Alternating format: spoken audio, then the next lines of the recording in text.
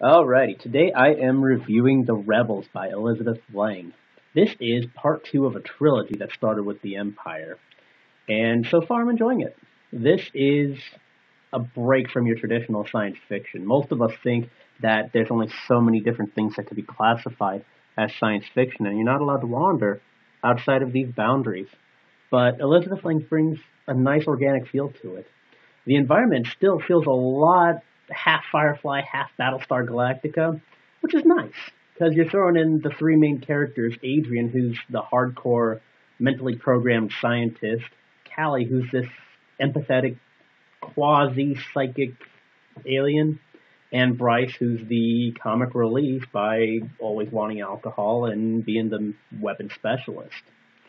And all of that is a great premise. You can do a lot with it, but Elizabeth Lang takes it one step further. There are no cliches.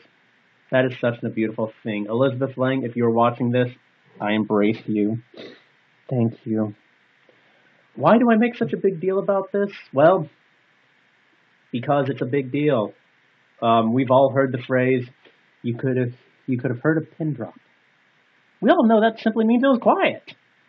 I mean, we don't even have to hear most of it. Just, oh, it's quiet. Okay, yeah, it's quiet. Fine. Yeah, quiet. Got it. Whereas Elizabeth Lang takes it one step further. She says, if a pin had dared to drop, the silence would have deafened it. And you're sitting there reading and go, whoa, I know that kind of quiet. I had a teacher that did that. And you know what? Most of us have a teacher that could evoke that kind of quiet. But that's the whole thing. That's the difference between a good writer and a great writer, is that ability to describe something and make it new. Forget about pins simply dropping. It's pins daring to drop like it had volition of its own, and the silence is just waiting there to crush it. That will always make great writing. The other thing that she does is throughout the story of these three characters trying to decide whether they want to join the rebels or stick with the Empire when they know they both hate both, and finding their way through this battlefield, is she starts breaking up these classic stereotypes.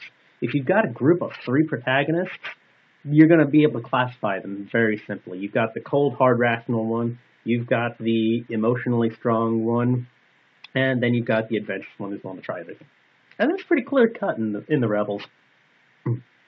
But throughout the book, there's this slow muddling through it, and before you realize it, Adrian's not acting calm and calculating.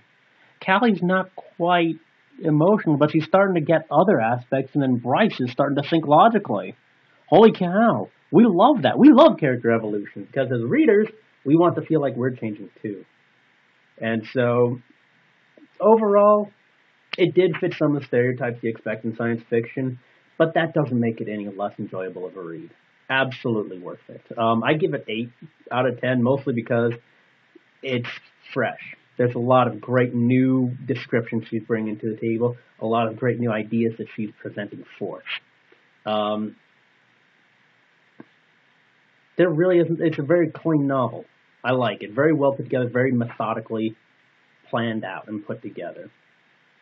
In other news, the new Juniper Crescent cover has been posted on the Facebook page, so if you haven't heard of Juniper Crescent, that's my debut novel. Go check it out. I would love if you were to subscribe on Facebook, Twitter, Goodreads, any of these so you can keep track of what's going on. Keep reading. I'll see you around.